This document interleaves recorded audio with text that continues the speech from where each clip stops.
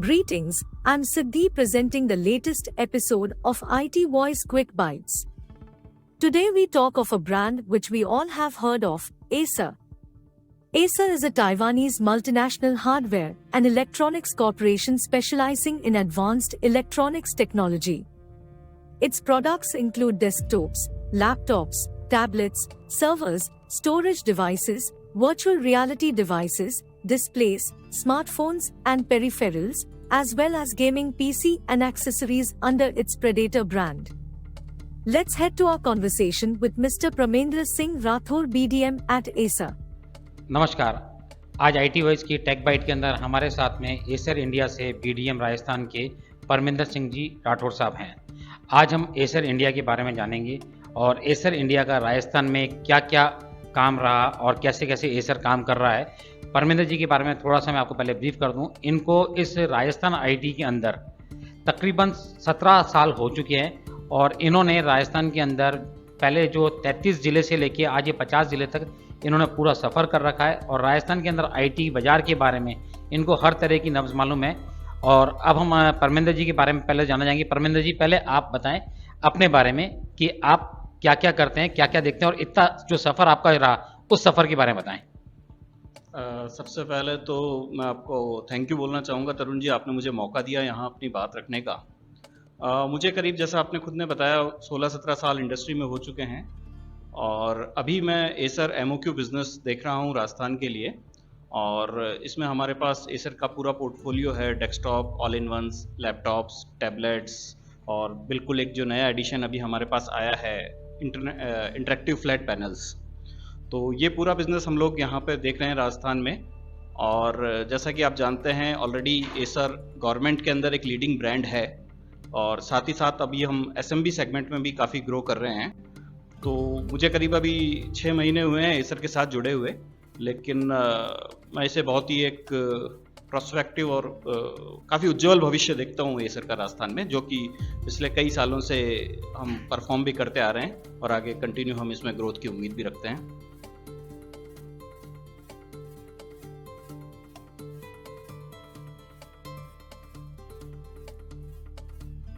को इसमें 16 साल हो गए, जबकि मेरे को जो ध्यान है, क्योंकि एसर जब इंडिया में आया था तो शायद वो विप्रो एसर के नाम से आता था और मेरे पास में 1998 के अंदर विप्रो एसर के नाम से एसर का प्रोडक्ट था। और सही बात है कि एसर ने आज की डेट में अपना जो गवर्नमेंट के अंदर जो है डेस्कटॉप के अंदर नंबर 1 अपना स्थान बना रखा है और ये एक सबसे बड़ा लोगों के लिए बढ़िया सी बात है। इसके अलावा परमिंदर जी, मैं आपसे थोड़ा सा जानना चाहूँगा कि आप एसर से पहले जो कंपनी में थे और आप एक जो IT के जो बिज़नेस के बारे में देखते थे, तो आपने जो चेंज किया, ये अपनी एक तो ग्रोथ के लिए आदमी चेंज करता है और एक आपको लगता है कि नहीं, मैंने कंपनी के प्रोडक्ट्स और कंपनी की गुडविल और उसके हिसाब से मैंने इसको चेंज किया। इन दोनों चीज़ के बारे में आप क्या कहना चाहेंगे? देखिए, दोनों ही चीज़ें अपनी जगह है, लेकिन एक बहुत बड़ा फ़र्क ये है कि इससे पहले मेरा जो प्रोफाइल था वो एक बहुत ही लिमिटेड था, क्योंकि मेरे पास प्रोडक्ट लिमिटेड थे। लेकिन एसर में ऐसा नहीं है। यहाँ पर एक बहुत वर्सेटाइल प्रोफाइल है, आपके पास प्रोडक्ट ज़्यादा हैं, आपके पास एक्सप्लोर करने के लिए अपॉर्चुनिटीज़ ज़्यादा हैं। और थोड़ा सा मैं आपकी बात में एडिशन करना चाहूँगा। हम ऑफ कोर्स गवर्नमेंट में नंबर 1 हैं, लेकिन इसके अलावा कंज्यूमर सेगमेंट, गेमिंग सेगमेंट और SMB में भी हम बहुत अच्छी पोजीशन अभी रखते हैं और कंटिन्यू ग्रोथ कर रहे हैं। हालांकि मेरा प्रोडक्ट नहीं है जो एसर कंज्यूमर है, लेकिन एसर कंज्यूमर के जो गेमिंग लैपटॉप्स है, प्रीडेटर और नाइट्रो, वो अपने आप में एक अपनी यूनिक आइडेंटिटी रखते हैं।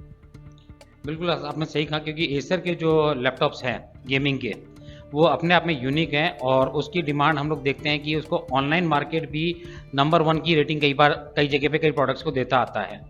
इसके साथ साथ मैं आपको एक चीज़ और बताना चाहूँगा कि हम एक जो बाज़ार में चल रहा है इस समय, एक रिफर्बिश का जो पूरा मार्केट चल रहा है, रिफर्बिश के मार्केट से आपके डेस्कटॉप बिजनेस में और या आपके लैपटॉप बिजनेस के अंदर आपको कोई से पिंच आ रहा है या कोई चीज़ नज़र आ रही है? देखिए, रिफर्बिश मार्केट काफ़ी बढ़ रहा है, लेकिन ये सब कुछ अनऑर्गेनाइज्ड है और कहीं ना कहीं जो गवर्नमेंट की पॉलिसी है सस्टेनेबिलिटी की, उसके अगेंस्ट है। क्योंकि एक तरफ हम बात करते हैं ई वेस्ट को कम करने की, लेकिन ये रिफर्बिश कहीं ना कहीं ई वेस्ट को बढ़ाने जैसा है। तो एज ए एसर हम जो भी गवर्नमेंट की पॉलिसीज़ हैं सस्टेनेबिलिटी को लेकर, उसके लिए काफ़ी पॉजिटिव अप्रोच रखते हैं। और रिफर्बिश बिजनेस में मैं नहीं मानता कि एसर बहुत ज़्यादा आपको दिखेगा मार्केट में, क्योंकि एक तो जो हमारा प्रोडक्ट हम लोकली चैनल में जाता है उसकी शेल्फ लाइफ इतनी है, उसकी ड्यूरेबिलिटी इतनी है कि वो बहुत जल्दी रिफर्बिश मार्केट में नहीं आता है। और इंपोर्ट वाला भी ऐसा रिफर्बिश एसर आपको नहीं मिलेगा। हम लोग एनवायरनमेंट, सेफ्टी और सस्टेनेबिलिटी के लिए बहुत जागरूक हैं।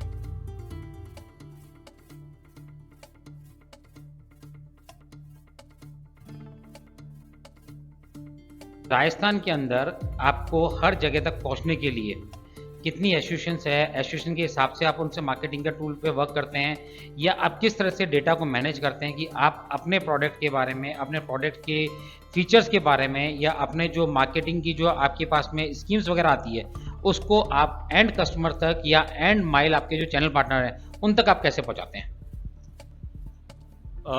देखिए, आजकल मीडिया सबसे बड़ा टूल है किसी भी मार्केटिंग को करने का, और उसमें भी जब सोशल मीडिया आपके पास है, हर हाथ में मोबाइल है, तो लोग इन्फॉर्मेशन के लिए वेट नहीं करना चाहते।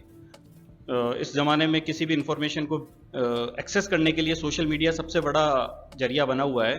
तो जो भी अलग अलग एसोसिएशन ने अपने व्हाट्सएप ग्रुप बनाए हुए हैं, या सोशल मीडिया के टूल्स हैं, या आप जैसे मीडिया ऑर्गेनाइजेशन हैं जिनकी रीच एवरी नुक एंड कॉर्नर तक है स्टेट के, तो हम लोग बिल्कुल फैसिलिटेट करना चाहते हैं ऐसे फैसिलिटीज़ को। आप लोगों के जो ग्रुप्स हैं, सोशल मीडिया ग्रुप्स आपने बनाए हुए हैं, या जैसे अभी आप जो है न्यूज़ बाइट करते हैं, इसके ज़रिए हम कोशिश करते हैं कि हर एक चैनल पार्टनर तक अपनी रीच हो। इसके अलावा जो आपके कन्वेंशनल मीडिया और न्यूज़पेपर हैं, उसमें भी अलग अलग मैगजीन्स में एसर एज ए ब्रांड अपना एडवर्टीज़मेंट करता है। तो ये सब चीज़ें हैं जो हम करना चाहते हैं, और बिल्कुल एवरी डिस्ट्रिक्ट, एवरी टाउन हम चाहते हैं कि हमारी रीच सब जगह तक हो।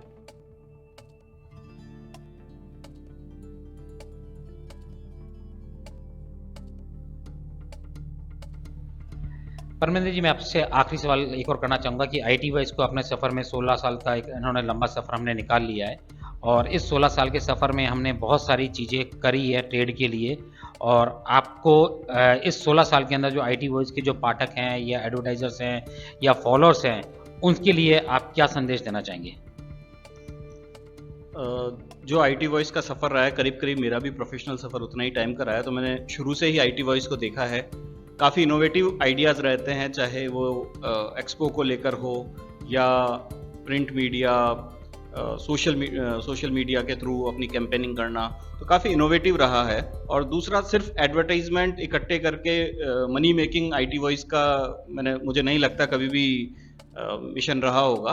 और जिस तरीके से आपने इन्फॉर्मेशन स्प्रेड की है, जो सोशल मीडिया के थ्रू और अलग अलग व्हाट्सएप ग्रुप, फेसबुक ग्रुप के थ्रू आपने स्प्रेड की है, तो मुझे लगता है आईटी वॉइस का जो मेन मकसद है वो राजस्थान के आईटी को ग्रोथ करना है। क्योंकि अगर राजस्थान आईटी ग्रो होगा तो उसका कहीं ना कहीं एडवांटेज हर पार्टनर को मिलेगा, हर कंपनी को मिलेगा, हर इंडिविजुअल को मिलेगा।